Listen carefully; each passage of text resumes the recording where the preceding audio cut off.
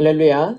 오늘 10월 15일 기쁨의 언덕으로 모인 모든 성도에게 하나님께서 말씀을 들려주시고 말씀대로 살 수 있는 힘과 지혜를 주실 줄로 믿습니다. 오늘 우리에게 주시는 하나님의 말씀은 에스겔서 18장 10절에서 20절의 말씀입니다. 제가 봉독하겠습니다. 가령 그가 아들을 낳았다 하자 그 아들이 이 모든 선은 하나도 행하지 아니하고 이 죄악 중 하나를 범하여 강포하거나 살인하거나 산 위에서 재물을 먹거나 이웃의 하나를 더럽히거나 가난하고 궁핍한 자를 학대하거나 강탈하거나 빚진 자의 저당물을 돌려주지 아니하거나 우상에게 눈을 들거나 가증한 일을 행하거나 별일을 위하여 꾸어주거나 이자를 받거나 할진대 그가 살겠느냐? 결코 살지 못하리니 이 모든 가증한 일을 행하였은즉 반드시 죽을지라. 자기의 피가 자기에게로 돌아가리라. 또 가령 그가 아들을 낳았다 하자 그 아들이 그 아버지가 행한 모든 죄를 보고 두려워하여 그대로 행하지 아니하고 산 위에서 재물을 먹지도 아니하며 이스라엘 족속의 우상에게 눈을 들지도 아니하며 이웃의 아내를 더럽히지도 아니하며 사람을 학대하지도 아니하며 저당을 잡지도 아니하며 강탈하지도 아니하고 줄인 자에게 음식물을 주며 벗은 자에게 옷을 입히며 손을 금하여 가난한 자를 압제하지 아니하며 별리나 이자를 받지 아니하여 내 규례를 지키며 내 율례를 행할진대 이 사람은 그의 아버지의 죄악으로 죽지 아니하고 반드시 살겠고 그의 아버지는 심히 포악하여 그 동족을 강탈하고 백성들 중에서 선을 행하지 아니하였으므로 그는 그의 죄악으로 죽으리라. 그런데 너희는 이르기를 아들이 어찌 아버지의 죄를 담당하지 아니하겠느냐 하는도다. 아들이 정의와 공의를 행하며 내 모든 율례를 지켜 행하였으면 그는 반드시 살려니와 범죄하는 그 영혼은 죽을지라.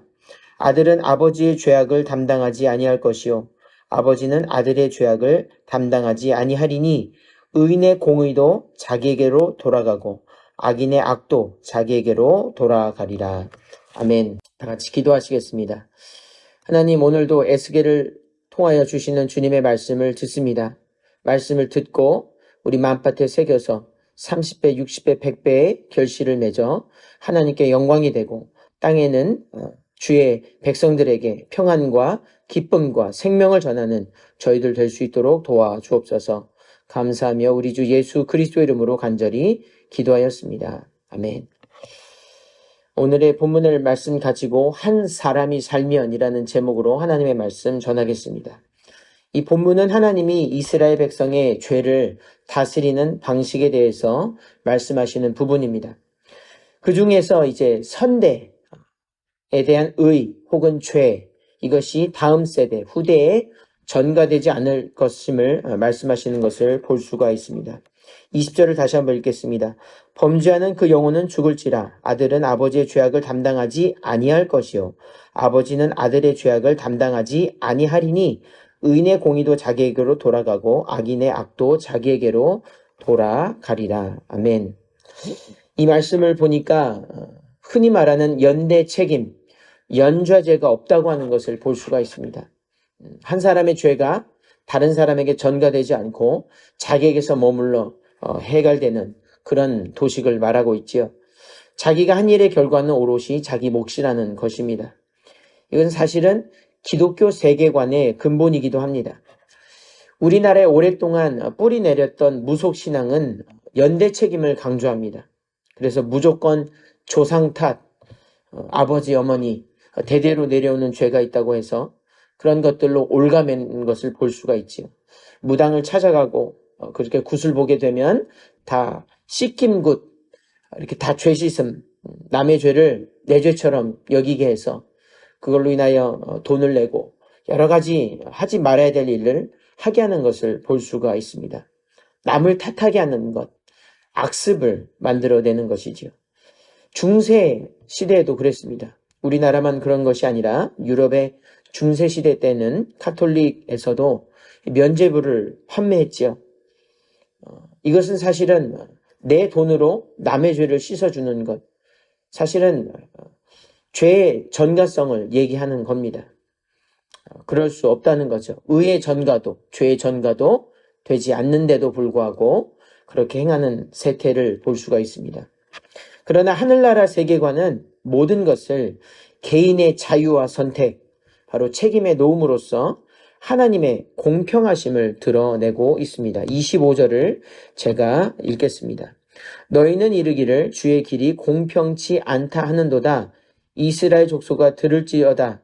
내 길이 어찌 공평치 아니하냐. 너희 길이 공평치 않은 것이 아니냐. 아멘. 그렇습니다. 따지고 보면 우리가 공평하지 않으면서도 하나님의 공평에 대해서 개인의 기회와 거기에 따른 책임, 하나님은 공평한 하나님이시라 그렇게 의를 드러내심에도 불구하고 사람은 남을 탓하고 자꾸 죄를 전가하는 모습, 의까지도 전가하는 모습 볼 수가 있는 것이죠.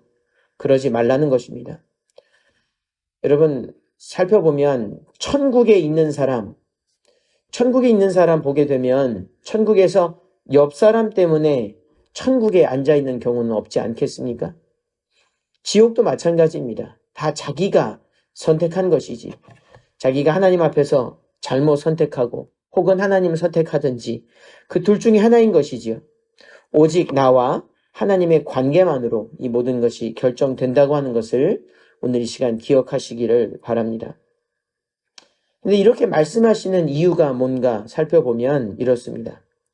세상은 어떻게든 죄를 뒤집어 쓰게 하는 거죠. 그래서 죽음으로 몰고 갑니다.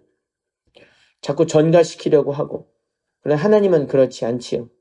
하나님은 어떻게든 살리기 원하시는 분입니다. 21절, 28절, 32절을 제가 읽겠습니다. 21절입니다. 악인이 만일 그 행한 모든 죄에서 돌이켜 떠나 내 모든 율례를 지키고 법과 의를 행하면 정령 살고 죽지 아니할 것이라. 아멘. 28절입니다.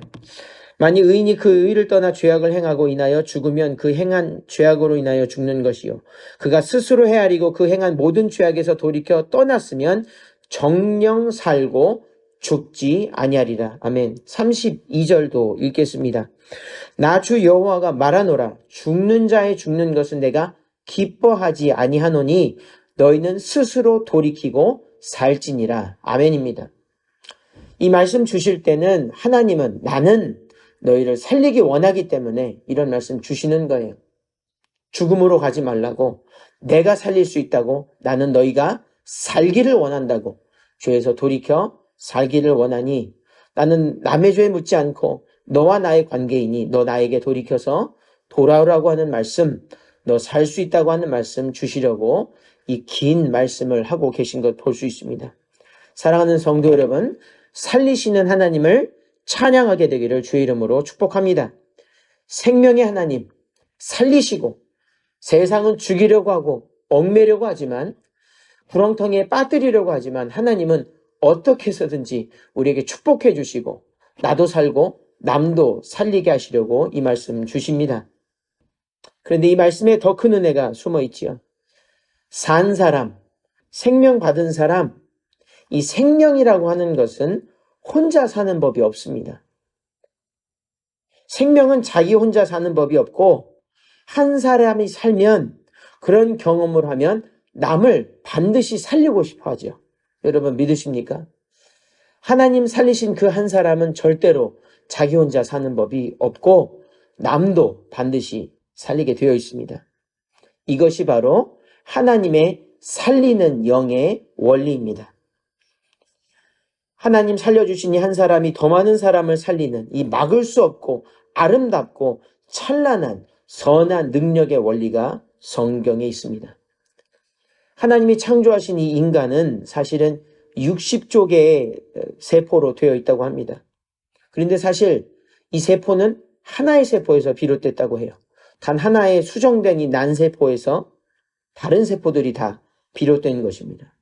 하나님이 창조의 질서, 우리 몸 안에 있는 우리 인간을 통해 보여주신 이 질서를 통해서도 하나님은 살리시는 것, 하나만 사는 것이 아니고 다 살리는 것, 나머지까지 다 살리는, 그래서 성장하고 성숙하게 하여 생육하고 번성하게 하는 능력이 하나님의 이 지혜 안에 있습니다.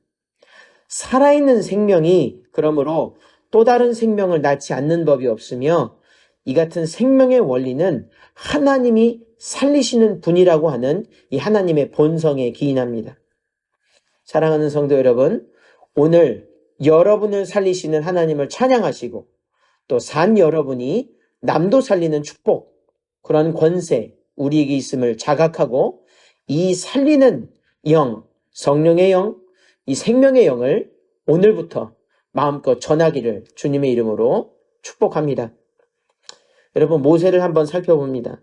모세는 이 동족을 돕는다고 하는 명분 아래서 애굽 사람을 때려 죽였습니다. 생명을 주지 못하고 죽였지요.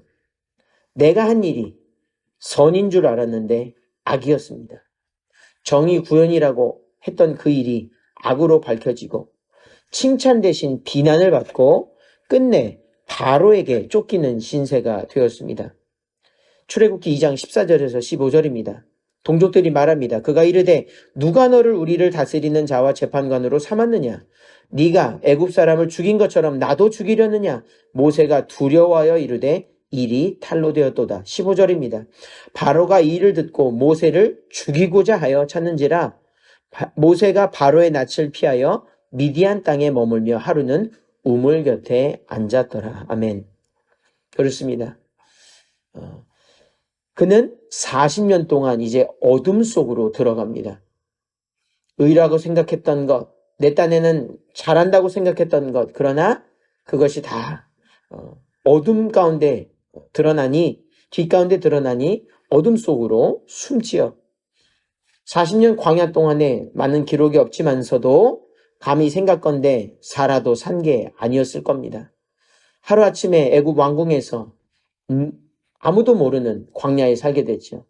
썸바리에서 노바리가 되었습니다. 그렇게 죄의 문제도 해결하지 못하고 죄에 깊이 파묻혀 살았던 모세입니다.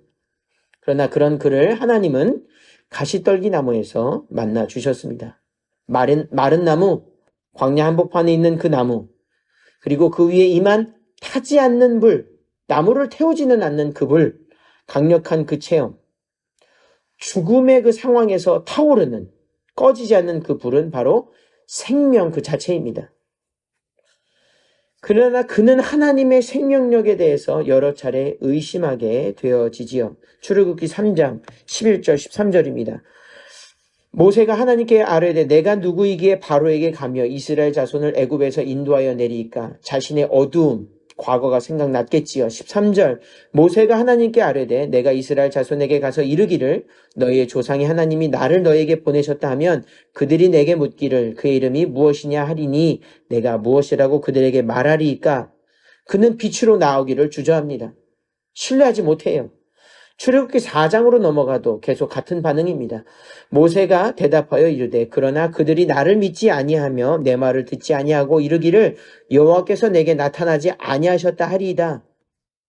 10절 모세가 여호와께 아뢰되 오 주여 나는 본래 말을 잘하지 못하는 자니이다. 주께서 주의 종에게 명령하신 후에도 역시 그러하니 나는 입이 뻣뻣하고 혀가 둔한 자니이다. 13절 모세가 이르되 오 주여 보낼 만한 자를 보내소서. 아멘. 그는 너무 어둠 가운데 있었기 때문에 생명을 맛보지 못했기 때문에 하나님이 부르셨어도 의심이 되어지고 계속해서 어두움에 어두움을 거듭하는 대답을 할 뿐입니다. 그러나 거두절미하여 어떻게 되었습니까? 영광의 하나님, 빛이신 하나님, 생명의 하나님이 그를 만나주시니 그가 살아났고 그는 모든 이스라엘 자손을 출애굽시키는 이스라엘 역사뿐만 아니라 우리 기독교 신앙 세계에서도 늘 거론하는 이 전무후무한 출애굽의 역사는 모세에게서 시작되었습니다.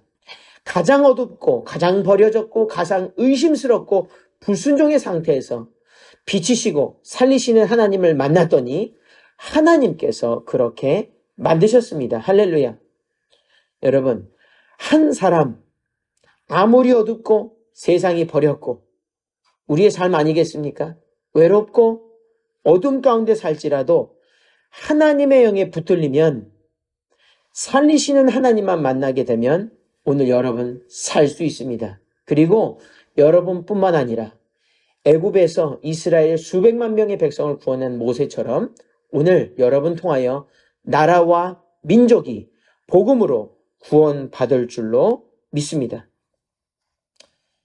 여러분, 오늘의 말씀 간단하지만서도 우리가 반드시 기억해야 하는 것, 바로 한 사람이 살면 하나님이 살려주신 그 한 사람이 수많은 사람들 반드시 살린다고 하는 것을 믿으시기 바랍니다. 그리고 그 힘은 우리 안에 있지 않고 예수님 안에 있다는 것을 언제나 기억하십시오. 로마서 5장 17절을 읽습니다. 한 사람의 범죄로 말미암아 사망이 그 한 사람을 통하여 왕노릇하였은즉 더욱 은혜와 의의 선물을 넘치게 받는 자들은 한 분 예수 그리스도를 통하여 생명 안에서 왕노릇하리로다. 아멘. 여러분, 이 예수 그리스도 안에 살리시는 힘, 살리고도 남는 능력 있다는 것을 믿고 오늘 예수님께로 나아가기를 주 이름으로 소망합니다. 이 메시지를 듣는 많은 분들, 거의 대부분의 성도님들은 탈퇴를 교단에서 하신 걸로 알고 있습니다. 그러한 결정, 불의에서 떠나 그러한 결정을 통하여 나만을 위한 결정은 아닙니다. 나만 살자고, 하나님은 그렇게 하라고 생명 주신 것 아니지요. 살아난 내가 더 많은 영혼을 구원하는 것은 바로 하나님이 주신 사명이자 저절로 주어지는, 주님 안에서 오늘 말씀 통해 주어지는 권세요, 능력입니다. 주저하지 마시고, 의심하지 마시고, 여러분 안에 있는 한 사람, 예수 그리스도가 영원히 사심으로 나도 살고 남도 살리는 오늘이 되기를, 그리고 내일이 되고 하나님 만날 그날이 되기를 주님의 이름으로 축원합니다. 기도하시겠습니다. 하나님, 오늘 에스겔서를 주시는 말씀은 나를 살리시려고, 나를 또 살리게 하시려고 주시는 말씀임을 깨닫습니다. 주님, 예수 안에 있는 영생을 내가 진정 가지고 있다면 내게 은과 금은 없지만 그 예수 이름으로 명하노니 일어나 걸으라 외칠 수 있는 저희들 될 수 있도록 도와주옵소서. 의심과 불신앙과 과거의 모든 것을 뒤로하고 오늘 내 안에 살아 역사하시는 한 사람, 영원히 살아계신 예수 그리스도로 말미암아 나도 살고 남도 살리는 구원의 놀라운 도구로 사용하여 주옵소서. 우리 고 이철구 목사님을 기억합니다. 주님, 주의 천국에서 지금 하나님과 영원히 누리는 그 축복 가운데서 우리를 위해 기도하심을 믿습니다. 그 한 사람을 통하여 한교총 주님이 세워주시고 더 많은 후대가 그 길을 따라가고 있습니다. 그것은 곧 예수 그리스도 한 사람의 축복이요, 예수 그리스도께서 우리에게 주시는 놀라운 권세인 줄로 믿사오니 담대히 나가게 하여 주옵시고 더 많은 사람을 주님께로 인도하는 마지막 사명 감당할 수 있도록 우리를 붙잡아 주시옵소서. 이 모든 말씀 예수 그리스도 이름으로 간절히 기도하였습니다. 아멘.